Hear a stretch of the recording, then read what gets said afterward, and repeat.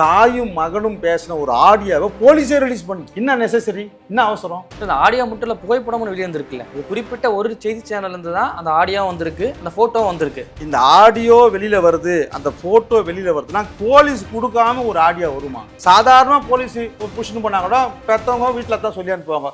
அந்த மாதிரியான உரையாடலை தவிர அதில் வேற என்ன உரையாடல் இருந்துச்சு? சாதாரணமா நம்ம என்ன சொல்லணும், டேய் அவன் எதனா காசை கொடுக்குறான், அத்தை கொடுக்குறேன், இத்த கொடுத்து அடிக்கணும்னு சொல்லாதரா, ஒத்துக்காதரா, இப்படித்தானே பேசுவாங்க.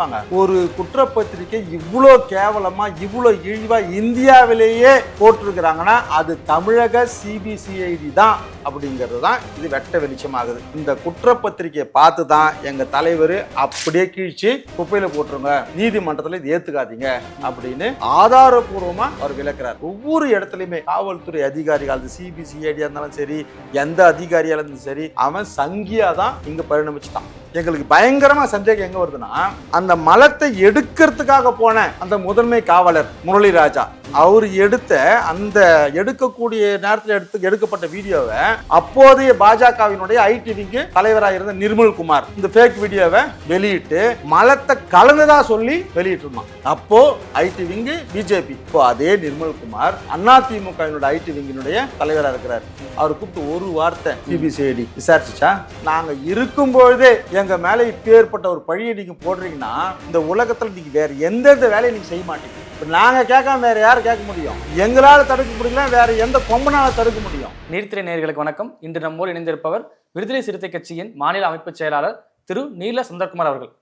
வணக்கம் சார். வணக்கம். வணக்கம் சார். புதுக்கோட்டை மாவட்டம் வேங்கவேல் கிராமத்தில் பட்டியல் சமூகத்துக்கு சொந்தமான நீர்த்தேக்க தொழில மலம் கலந்த வழக்கில் 3 பட்டியலின சேர்ந்த ஆட்கள் தான் குற்றவாளின்னு சொல்லி சிபிசிஐடி சார்பாக குற்றப்பத்திரிகை தாக்கல் செஞ்சிருக்காங்க. அது எப்படி பார்க்குறீங்க சார்? சிபிசிஐடி இன்னைக்கு குற்றப்பத்திரிகை தாக்கல் செய்தது எங்க தலைவர் எழுச்சி தமிழர் தெளிவாக சொல்லியிருக்கிறார். இந்த குற்றப்பத்திரிகையை நீதிமன்றம் ஏற்றுக்கொள்ளக்கூடாது, மாறா இந்த வழக்கை சிபிஐக்கு மாற்ற வேண்டும் அப்படின்னு சொல்லியிருக்கிறார். இப்ப நீதிமன்றமே ஏற்றுக்க கொள்ளக்கூடாது அப்படின்னு இவர் யார் மேல குற்றம் சுமத்துறாருன்னா எங்க தலைவர் சிபிசிஐடி மேல சொல்றார்.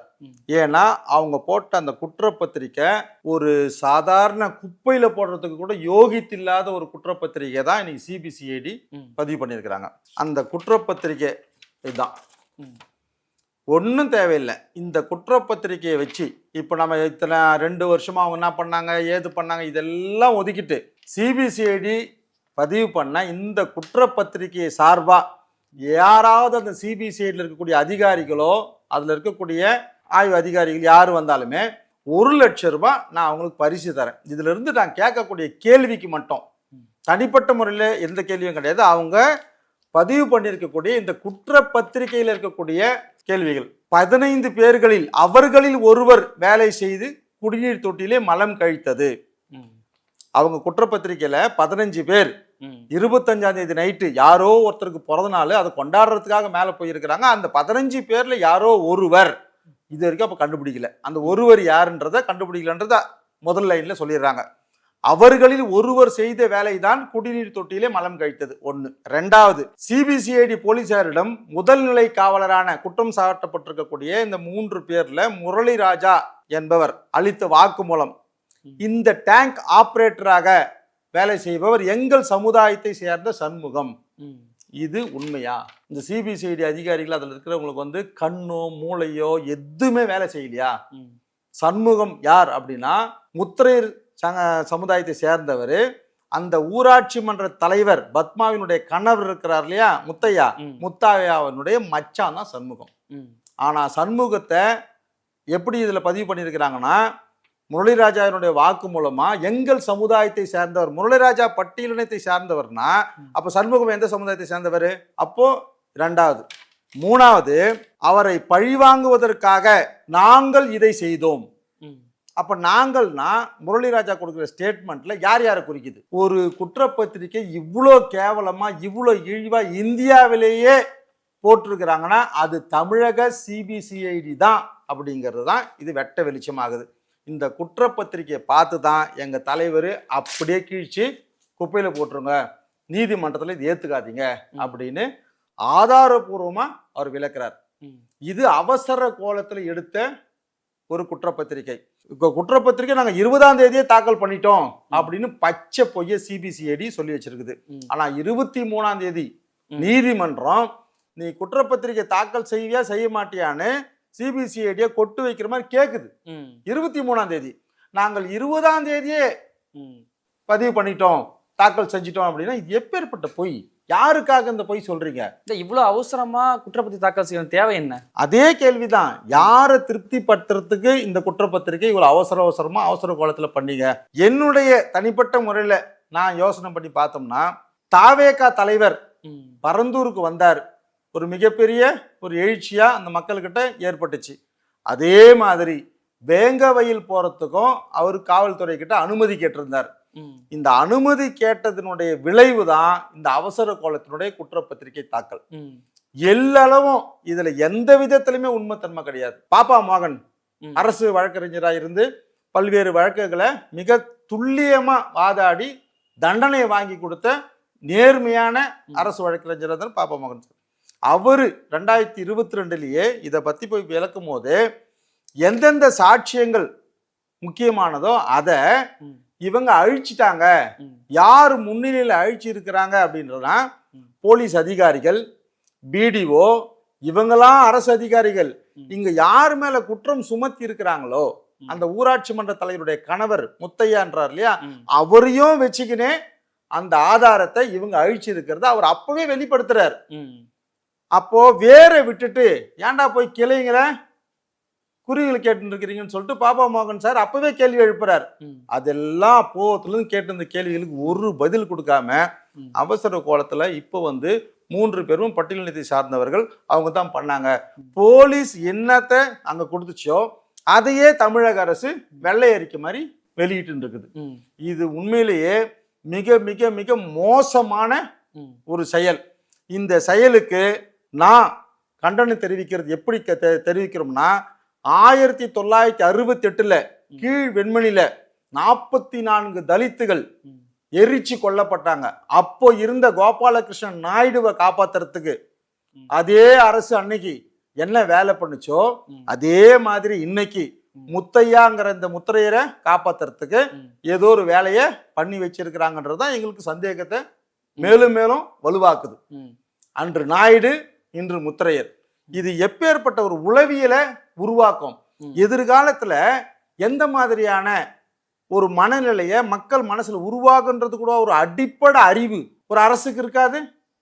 திராவிட மாடல் அரசு, திமுக அரசு, தளபதி அரசு, எப்படியெல்லாம் புகழ்ந்து பேசக்கூடிய இந்த அரசுக்கு இந்த மாதிரி ஒரு 3 பேரும் பட்டியலினத்தை சார்ந்தவர்கள் பண்ணிட்டாங்க அப்படின்னா, சாதி இந்துக்களா இருக்கிறவன் அவன் மனசுல இவங்க எதை போய் சேர்க்கறாங்க?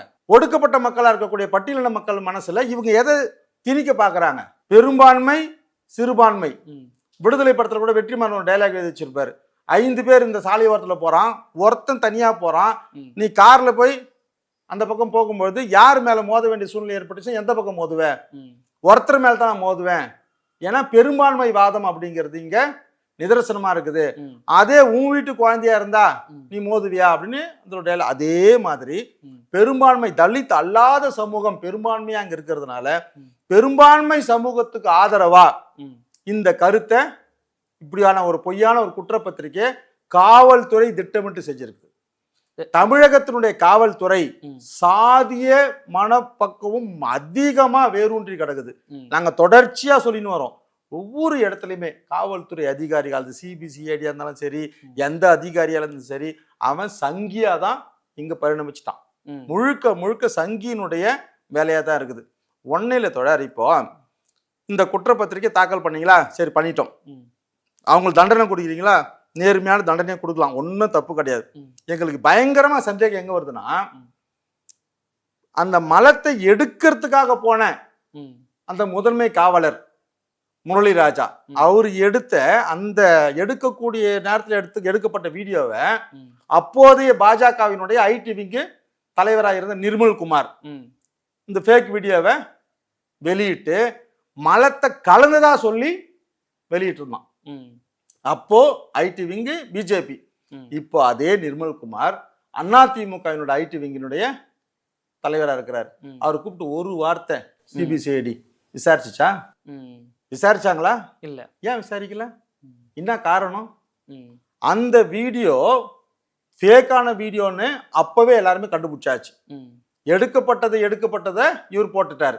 அப்போ எந்த மாதிரியான விஷயத்தை இங்க கலக்கிறதுக்கு இருக்கிறீங்க? ஒடுக்கப்பட்ட மக்கள் மேல எதை சொன்னாலுமே மக்கள் கிட்ட போய் சேர்ந்துரும் அப்படிங்கிறது. அன்னைக்கு பாஜகவினுடைய ஐடி விங் செஞ்சதுக்காக இது ஆர்எஸ்எஸ் கார இந்த சூழ்ச்சி பண்ணிட்டான்னு சொல்லிட்டு இதே ஆளுங்க சொன்னாங்க. இப்போ இதே அரசு என்ன பண்ணுதுன்னா, தாயும் மகனும் பேசின ஒரு ஆடியோவை போலீஸே ரிலீஸ் பண்ணுது. என்ன நெசசரி, என்ன அவசரம்? அந்த ஆடியோ மட்டும் இல்லை, புகைப்படமும் வெளியே வந்திருக்குல்ல. இது குறிப்பிட்ட ஒரு செய்தி சேனல்ல இருந்து தான் அந்த ஆடியோ வந்திருக்கு, அந்த போட்டோ வந்திருக்கு. இந்த ஆடியோ வெளியில வருது, அந்த போட்டோ வெளியில வருதுன்னா போலீஸ் கொடுக்காம ஒரு ஆடியோ வருமா? எப்படி வர முடியும்? அப்ப இந்த ஆடியோ எந்த நேரத்துல பேசப்பட்டது, எந்த வருஷம் பேசப்பட்டது? சாதாரணமா நம்ம டிராபிக் போலீஸ் போயிட்டு இருக்கிறோம், அங்க நிக்கிறான் டிராபிக் போலீஸ், நம்ம கிட்ட லைசன்ஸ்ல இருந்து எல்லாமே இருந்தா கூட அவங்கள பார்த்தா நம்மளோட மனசு என்ன ஆகும்? ஒரு பயம் வரும். அந்த பயம் வந்து ஒரு அறிவிற்கு தகுந்த பயம். ஒரு சாதாரண ஆளா இருப்பான் அவன். ஆனா அவன் பேசும்போது நம்ம கிட்ட எப்படி பேசுவான்? ஒரு மரியாதை குறைவா பேசக்கூடிய ஒரு மனோபாவம் கொண்டவன் தான் காவல்துறை சார்ந்தவன். நம்ம கிட்ட எல்லா டாக்குமெண்ட்ஸும் இருந்தா கூட அவங்ககிட்ட ஒரு 5-10 நிமிஷம் நிக்கணுமே, அவனுக்கு வேற நம்ம விளக்க சொல்லணுமே. அப்படி சொல்லும் போது அவனோட பிஹேவியர் ஒரு மாதிரி இருக்குமே, ஒரு அச்சுறுத்தல். சாதாரண போலீஸ் புஷ்னு பண்ணா கூட பெத்தவங்க வீட்டுல தான் சொல்லி அனுப்புவாங்க. அந்த மாதிரியான உரையாடலை தவிர அதுல வேற என்ன உரையாடல் இருந்துச்சு? சாதாரணமா உங்க அம்மா நான் சொல்லணும், டேய் அவன் எதனா காசை கொடுக்குறான், அத்தை கொடுக்குறேன், இத்த கொடுத்து அடிக்கணும்னு சொல்லாதரா, ஒத்துக்காதரா, இப்படித்தானே பேசுவாங்க. எந்த வருஷம் பேசினாங்க, எந்த டைம்ல பேசினாங்க, அது இப்போ ரிலீஸ் பண்ண வேண்டிய அவசியம் ஆகுது. அப்போ இது எப்போ தெரிஞ்சதோ நீ அப்பயே கைது பண்ணி போட்டிருக்கலாமே. அப்போ 2 வருஷமாத்துக்கு நீங்க வெயிட் பண்ணியிருந்தீங்க. இந்த மக்கள் ஒட்டு மொத்தமா ஒன்று சேர்ந்து, பட்டியலின மக்கள் ஒன்னா சேர்ந்து 3ஆம் ஆண்டு துவக்க விழான்னு பேனர் வைக்கிறாங்க சிபிசிஐடிக்கு. இது சிபிசிஐடிக்கு வெறுப்பு ஏத்துது ஒரு பக்கம். இன்னொரு பக்கம் நீதிமன்றத்தில் வழக்குகள் நாங்க தான் போடுறோம், துரிதமா சீக்கிரமா தாக்கல் பண்ணுங்கன்னு 2. 3வது தாவேகா தலைவரும் அங்க வராரு.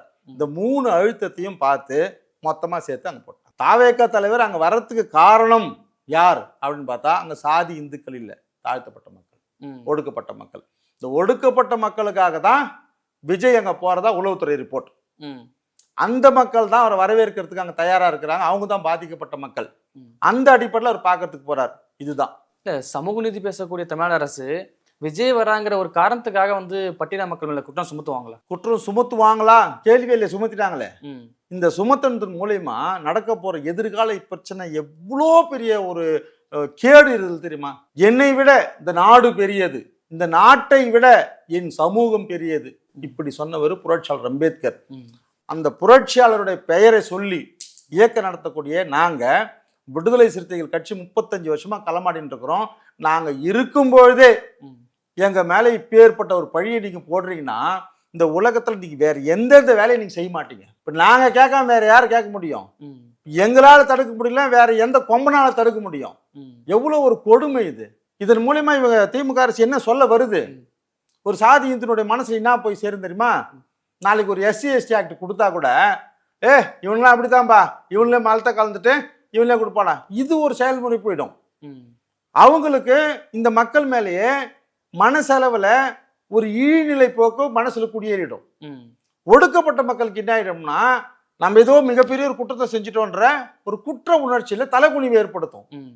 இதெல்லாம் உளவியல் ரீதியாக ஏற்படக்கூடிய பெரிய சிக்கல்கள்.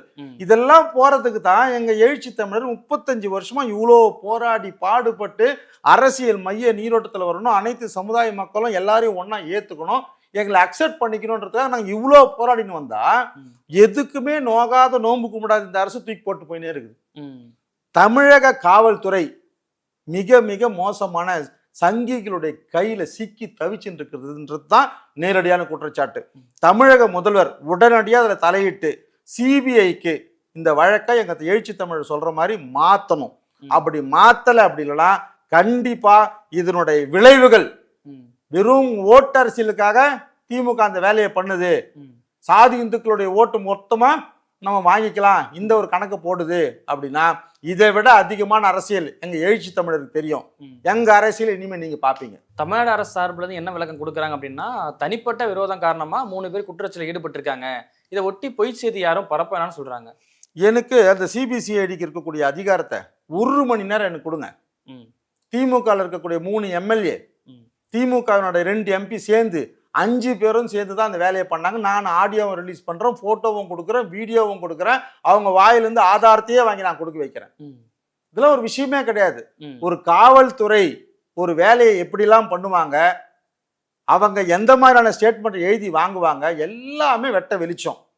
அவன் தான் குற்றவாளின்னா நீ அன்னைக்கே அடிச்சு அவனை உரிச்சு நீ காய் போட்டுட்டு இருப்பியே, உனக்கு வீடு கட்டி தரேன், உனக்கு பணத்தை கொடுக்குறேன், உனக்கு காவல்துறையிலே ஒரு உயர் போஸ்டிங் தரேன், எல்லாமே பிரெயின் வாஷ் பண்ணி இவ்வளோ நாள் அதானே பண்ணிட்டு இருந்தீங்க. இவன் தான் இந்த வேலையை பண்ணான் அப்படின்னா தூக்கி அன்னைக்கு முடிச்சிட்டு இருப்பாங்களே. இது எப்பேற்பட்ட ஒரு சமூக பதட்டமான ஒரு விஷயம். அப்போ காவல்துறை இல்ல, அடுத்தது சிபிசிஐடியால போட்டா நியாயமா வந்துருவாங்க. ரெண்டுமே சேர்ந்து தமிழக அரசு கீழே தானே இயங்குது. அதனாலதான் குறைந்தபட்சம் இதை தவிர்த்துட்டு சிபிஐ இல்லாத யாராவது வந்து எங்களுக்கு முழுமையான ஒரு உண்மையை வெளியில் கொண்டு வருவாங்கன்ற நம்பிக்கையில தான் எங்க தலைவர் அதை கேட்டிருக்கிறார். திருமாவளவன் அவர் என்ன சொல்றாரு அப்படின்னா, தமிழ்நாடு காவல்துறை மேல நம்பிக்கை கிடையாது, சிபிஐ மேல நம்பிக்கை கிடையாது, ஆனா வேற வழி இல்லைன்றாரு. என்ன அர்த்தம் வழி இல்லைன்னா, இந்த டாக்டர் ஆப்ரேஷன் பண்ணாருன்னா பழைக்க மாட்டோமான்னு தெரியாது, அதுக்காக வீட்டில் எடுத்து வச்சுக்க முடியாது. செத்தாலும் பரவாயில்ல பண்ணி தொலைடாப்பா, எப்போ டாக்டரா நிற்கிறது சிபிஐ, இவ்வளவுதான் அதுக்கு சொல்ல முடியும். இதுல அமெரிக்கால நம்ம இதுல FBI ஃபெடரேஷனை கொண்டு வர முடியும். இது உண்மையான குற்றவாளி வந்து காப்பாத்துக்கு நடவடிக்கை எடுத்திருக்குன்னு சொல்றாங்க. உண்மையான குற்றவாளி யார் அது? தொடர் இது எப்படி திரும்ப புரிஞ்சுக்கணும். அதாவது எப்படி பேசினாலுமே இப்ப நாங்க எங்களோட சைட்ல இப்படி பேசும்போது ஒரு சாதி இந்துக்களுடைய சைட்ல இருந்தும் ஒரு வாதத்தை வைக்கிறதுக்கு முடியும். இதனுடைய பேஸ் என்ன, எதுக்காக இது போடப்பட்டது அப்படின்றத இந்த குற்றப்பத்திரிகையில இருந்தா நான் பேசிட்டு இருக்கிறேன். ஏன் இப்படி குற்றப்பத்திரிகையில ஒரு சமுதாயத்தை சுத்தி இப்படி போட்டிருக்கிறீங்களன்றது தான். அந்த குற்றப்பத்திரிகையில் இருக்கக்கூடிய தவறுகள் 25 நைட்டு 15 பேர் மேல இருந்தானுங்க, குடிச்சானுங்க, அதுல ஒருத்தன் மலத்தை கழிச்சிட்டான், மீதி பேர்லாம் இறங்கிட்டாங்க, 3 பேர் மட்டும் மேல படுத்திருந்தாங்க. இது ஒரு செய்தி குற்றப்பத்திரிகையில. காலையில இறங்கின உடனே போதை தெளிந்ததும் அந்த வாலிபர்கள் ஊருக்குள்ள போய் சொல்லிடுறான். ஊருன்னா காலையில போய் சொல்லிடுறான், அந்த மாதிரி ஏதோ கலந்துட்டு இருக்குது போல இருக்குது, நாத்தடிக்குது, ஒரே நாத்தமா வருது, தண்ணி எல்லாம் குடிக்காதீங்க. இது யார் சொல்றது? குற்றப்பத்திரிகையில வருது, சொல்லிட்டாரு. ஆனா உண்மையான விஷயம் என்னன்னா, 4 நாளா ஜனங்க குடிச்சிட்டு மருத்துவமனைக்கும் வீட்டுக்கும் ஓடின்னு வந்துட்டு இருக்கிறாங்க. டாக்டர்ஸ் என்ன சொல்றான், அங்க என்ன கலந்துருக்கிறதுனே தெரியல, இனிமே தான் கலக்கணும். அப்ப சம்பவம் நடந்து 3-4 நாள் கழிச்சு தான் முரளி ராஜா டேங்க மேல ஏறி அதை எடுக்கிறான், அங்க இருக்கக்கூடிய மலத்தை எடுக்கிறான். ஆனா 26ஆம் தேதி காலையிலேயே முரளி ராஜா போயிட்டு மக்கள்கிட்ட சொல்லிட்டான் அப்படின்னா நல்லா யோசனை பண்ணிங்க. குடிச்சது எல்லாம் வெறும் காலனி ஜனங்க தான், ஊர் தெரு கூட அந்த தண்ணி போவாது. அப்போ சொந்த காலனி ஜனங்களே அந்த தண்ணியை குடிச்சிட்டாங்க வச்சுக்கோங்க. இவனே மறைச்சிட்டான், முரளி ராஜா தான் மலத்தை கலந்தவன், ஆனா மறைச்சிட்டாங்கன்னு வச்சுக்கோங்க. குடிச்சது எல்லாம் குழந்தைங்க, இந்த குழந்தைங்களுக்கு அப்பா அம்மா இருக்க மாட்டாங்களா, அவங்க என்ன பண்ணுவாங்க, எவனா இருந்தாலும் அப்படியே சொந்த ஜாதிக்காரனு தூக்கி கொஞ்சிருவாங்களா? தான் குழந்தை இந்த மாதிரி ஒரு பீத்தறியை குடிச்சிட்டு இப்படி வாந்தி பேதி வந்து பாதிக்கப்பட்டுச்சுன்னு சொன்னா விட்டு வைப்பாங்களா? விட்டு வைப்பாங்களா தோழர்? ஆனா ஒட்டுமொத்த ஊரே சேர்ந்து இன்னைக்கு ஒட்டுக்கா நிக்குதே, எந்த அடிப்படையில் நிக்குது? அந்த மாதிரி இவன் பண்ணியிருந்தானே உயிரோட விட்டுருக்க மாட்டாங்களே ஜனங்க, எப்படி விடுவாங்க? உங்க சுயநலத்துக்கு நீ இந்த மாதிரி பண்ணிட்டு போனேன்னு சொல்லிட்டு. ஆனா சுத்தி முத்தி பார்க்கும்போது எங்குமே இவங்களுக்கு சுயநலம் கிடையாது. இதனுடைய ஆதாயம் எங்க இருக்குதுன்னா, முத்தையா ஆல்ரெடி வீடியோ கிட்ட சொல்லிடுறாரு, இவனை வேலை சண்முகத்தை வேலையை எடுக்கும் போதே இவனை வேலையை விட்டு எடுத்துட்டு எல்லாம் போராட்டம் நடந்துட்டு இருக்கும் போது இவனை மறுபடியும் சேர்த்தோம்னா தண்ணியில எதனா கலந்துருவான் அப்படின்ற ஒரு வார்த்தைய முத்தையா வாயில தான் முதல்ல வீடியோ கிட்டே சொல்றான். அப்போ நோக்கம் யாருக்கு? இது வரைக்கும் முத்தையா கூப்பிட்டு விசாரிக்காதது என்ன அர்த்தம்? இல்ல, சண்முகம் அவர்கள் வந்து வேலை விட்டு நீக்கிறது காரணமா தான் இந்த வேலையை செஞ்சுதான் சொல்றாங்க இல்லையா? சண்முகம் வெளியே வந்து சொல்லியிருக்கலாம்ல, நான் வந்து பட்டியல் சமூகம் கிடையாது அப்படின்னு. அது சொல்ல வேண்டியது யாரு? நான் குற்றப்பத்திரிகை வச்சுதான் சொல்றேன். சண்முகம் 1000 முறை சொல்லிட்டானே, இந்த மாதிரி ஈனத்தனமான வேலையை அந்த மக்கள் செய்யவும் மாட்டாங்க, இதுக்கு நானும் கிடையாது, முழுக்க செஞ்சது முத்தையா தானே சண்முகம் சொல்லிடுறான். முத்தையாவினுடைய சொந்த பொண்ணு, சொந்தக்கார பொண்ணு, அந்த பொண்ணை வந்து சொல்லிடுது, முத்தையா பேர்லயே சொல்லிடுது, எல்லாருமே சொல்லிடுறாங்க. ஆனா குற்றப்பத்திரிக்கை அதிர்ச்சி அளிக்கிறதுக்கு காரணம், இவ்வளோ பேருமே முத்தையாவை கை காமிக்கும் போது முத்தையாவை இதுவரைக்கும் ஒரு காவல்துறை ஒரு நோட்டீஸ் கூட அனுப்பல. நோட்டீஸ் அனுப்புது 41 எல்லாமே யாருக்கு அனுப்புறதுன்னா இந்த இவங்களுக்கு தான். அதே போது இளைஞர் ஒருத்தர் பேட்டி கொடுத்திருக்காரு, முத்தையா மேல சந்தேகம் இருக்கு விசாரிங்கன்னு சொன்ன போதும் காவல்துறை என்ன சொல்றாங்க அப்படின்னா அவர் நல்லவர் அப்படின்னு சொன்னதாகவும். அதுதான் சொன்னேன், கோபாலகிருஷ்ணன் நாயுடுவும் முத்தையாவும் ஒரே மாதிரி இருக்குது. கோபாலகிருஷ்ணன் நாயுடுக்கு தீர்ப்பு கொடுக்கும் போது நல்லவர்னு சொல்லிட்டு விடுதலை கொடுத்தாங்க. எப்படின்னா, அவர் கார் வைத்துள்ளார், அவர் நிலம் வைத்துள்ளார், ஆகவே அவர் நல்லவர். இதே தான் முத்தையாக்கம். அவர் ஊராட்சி மன்ற தலைவராக இருக்கிறார். அவர் நல்லவர். இதுவா அரசுக்கு நேர்மையான ஒரு விஷயத்தை ஏன்னா வந்துருமேன்றதுக்காக நான் யோசிக்கிறேன் தோழர். இது சரியான விஷயம் கிடையாது. திமுக அரசு உடனடியாக அதில் தலையிட்டு எங்க மக்கள் மேல சுமத்தி இருக்கக்கூடிய இந்த தீரா பழிய துடைக்கிறதுக்கு சிபிஐக்கு உடனடியாக மாற்றணும். அப்படி மாத்தலைன்னா இதனுடைய விளைவுகள் நினைச்சு பார்க்க முடியாத அளவுக்கு மிக கடுமையா இருக்கும். இது விடுதலை சிறுத்தைகளுடைய அமைப்பு செயலரை மட்டும் இல்லாம புரட்சியாளருடைய பிள்ளையா நான் சொல்றேன், ஒட்டுமொத்த தாழ்த்தப்பட்ட மக்களுக்கும் ஒடுக்கப்பட்ட மக்களுக்கும் திமுக அரசு சுமத்தி இருக்கக்கூடிய இந்த பழி எந்த காலத்துக்கும் துடைக்க முடியாத ஒரு பழியா மாறிடும். ஞாபகம் வச்சுக்கின்னு உடனடியாக உங்களுடைய செயல்பாட்டை சுய விமர்சனம் பண்ணிக்கிட்டு திருந்த பாருங்க. இந்த சம்பவம் நடந்து 2 ஆண்டுகளுக்கு மேல ஆகுது. கடைசியா 3ஆவது ஆண்டே வரப்போகுது. இவ்வளவு நாள் வரைக்கும் இந்த விஷயத்தை ஏன் இவ்வளவு அமைதியா போட்டிருக்காங்க? 2022 டிசம்பர் மாதம் 26 நடந்த உடனே 29 அங்க தலைவர் போயிட்டு புதுக்கோட்டையில உட்காந்து ஆர்ப்பாட்டம் பண்றாரு. அதுல இருந்து ஒரே ஒரு 20 நாள் தமிழ்நாடு முழுக்க எல்லா இடத்துலயும் ஒவ்வொரு மாவட்டத்துக்கும் ஒவ்வொருத்தர். எனக்கு வந்து தருமபுரி மாவட்டம் ஜனவரி 19 நினைக்கிறேன், அவ்வளோ பெரிய ஆர்ப்பாட்டம் தொடர்ச்சியா நாங்க பண்ணினே இருக்கிறோம். அப்பெல்லாம் எந்த வேகமும் கிடையாது. தாவேகா தலைவர் ஒரு மனு கொடுக்குறாரு, வேங்கவயலுக்கு போறேன்னு அடுத்த ஒரே ஒரு நாள் 2 நாள் இந்த வேலை நடக்குது. விஜய் பயந்துகிட்டே இவங்க போயிட்டு தான் சொல்றீங்களா நீங்க? 100% இப்ப அப்படித்தான் தோழர். 2.5 வருஷமா நாங்க உட்காந்து இருக்கிறோமே, ஆர்ப்பாட்டம் பண்ணிட்டு இருக்கிறோம், போராட்டம் பண்ணிட்டு இருக்கிறோம், கோர்ட்ல நாங்க வழக்கு போட்டு இருக்கிறோம், நீதிமன்றமே கேட்டு இருக்குது. 23ஆம் கோர்ட் கேக்குது, 23ஆம் கோர்ட் கேக்குது. ஆனா இவங்க 20ஆம் பண்ணிட்டேன்னு சொல்றாங்க. யாருக்கு பயந்து? 100% தாவேக்காக்கு பயந்து இந்த அவசர கோலத்தை காவல்துறை வந்து சமர்ப்பிச்சிருக்குது. காவல்துறை தளபதி ஸ்டாலினை வந்து வேற மாதிரி போய் சொல்லி நம்ப வச்சுட்டு இருக்குது. அவரை நம்ப வச்சு கழுத்தறுக்கு இருக்குது.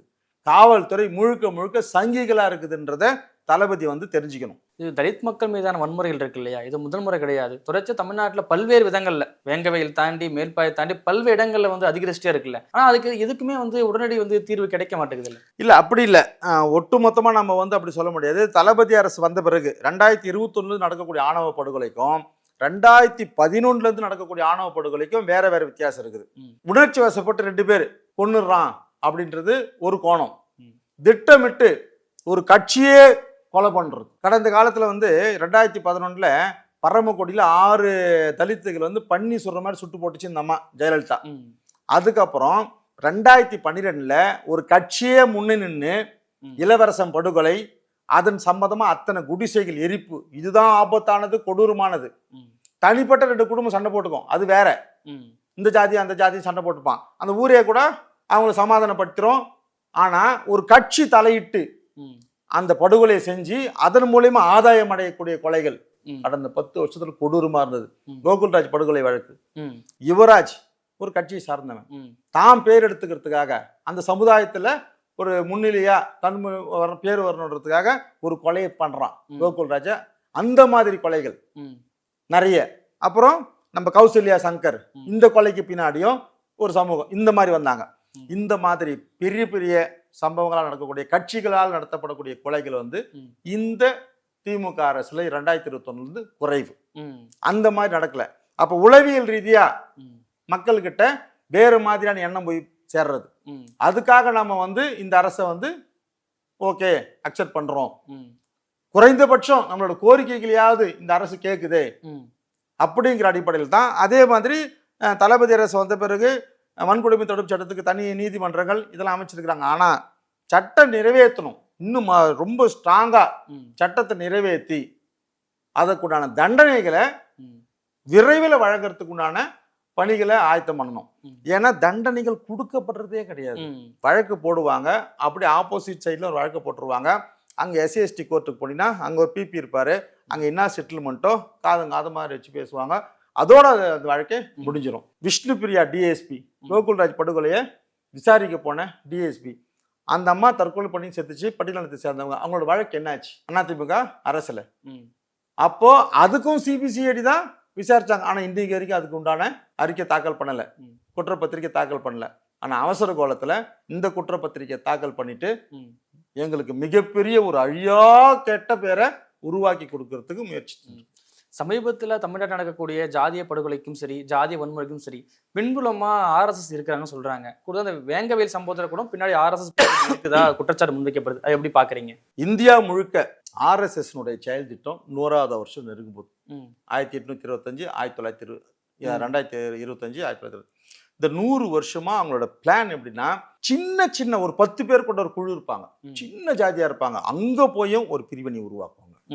அவங்களுக்கு தேவை ஓட்டரசியல் மட்டும்தான், பிரித்தாளுகின்ற ஒரு சூழ்ச்சி மட்டும்தான். பிரிட்டிஷ்காரன் பிரித்தாளுகின்ற சூழ்ச்சி அப்படின்னா இந்து முஸ்லீம் கிறிஸ்டின் இப்படி பெரும்பான்மையா வச்சுட்டு போவான். இந்துத்துவால இருக்கக்கூடிய ஆபத்து எப்படின்னா, சொந்த அண்ணன் தம்பியை கூட நீ மேல நீ கீழேன்னு சொல்லிட்டு பிரிக்கக்கூடிய ஒரு பிளான் மனு தர்மத்துல இருக்குது.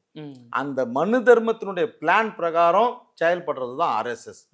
ஹெட்கேவர் 1925 இதை உருவாக்கும் போது இருந்த RSSக்கும் கோல்வாக்கர் வந்த பிறகு அந்த ஆள் உருவாக்கின RSSக்கும் மிகப்பெரிய வேறுபாடு இருக்குது. கோல்வாக்கருடைய RSS அப்படிங்கிறது மிக 2000 வருஷத்துக்கு முன்னாடி இருந்த மிக மோசமான புஷ்யமுத்தர்னால உருவாக்கப்பட்ட மனு தர்மத்தினுடைய செயல்பாடுகள் எல்லாம் ரொம்ப தீவிரம் அடையும். அதனுடைய தீவிரம் தான் நாம இப்பெல்லாம் உணர்றது. எல்லா மாநிலத்திலையுமே இதை பத்தி நம்ம பேசணும்னா இன்னொரு நாள் உட்காந்து ஃப்ரீயா மனு தர்மத்தை பத்தி எல்லாத்தையும் பேசலாம். ஆனா RSS செயல் திட்டம் இல்லாம இல்லைன்றதுக்கு என்ன காரணம்னா, வேங்கை வயல்லையே பாஜகவினுடைய ஐடி விங் தலைவராக இருந்த நிர்மல் குமாரை விசாரிச்சா யார் இதை உன்னை வெளியிட சொன்னா, ஏன் இப்படி ஒரு அபத்தமான ஒரு விஷயத்த வெளியிட சொன்னா? ஏன்னா நிர்மல்குமாருக்கு தெரியும் அவங்க டேங்க்ல இருக்கக்கூடிய மலத்தை எடுக்கிறாங்கன்னு. ஆனா வெளியிடும்போது டேங்க்ல மலத்தை கலந்ததே இவங்க தான் அப்படின்னு யார் உனக்கு சொன்னது அப்படின்னு ஒன்று திமுக அரசு விசாரிச்சு வெளியிடணும். அப்படி இல்லைன்னா எடப்பாடியாவது பதவி கொடுத்து நீங்க அழகு பார்த்துட்டு இருக்கிறாள் நிர்மல்குமாருக்கு, எடப்பாடியாவது அதை கேட்டு இந்த மக்களுக்கு உண்டான பழியிலேருந்து எடுத்து போறதுக்கு நிர்மல்குமாரை பேச வைக்கணும். ஓகே, இவ்வளவு நேரம் எங்களோட நிகழ்ச்சி கலந்துக்கிட்டு கருத்துக்களை பயந்தவங்க நன்றி தோழர். நன்றி தோழர்.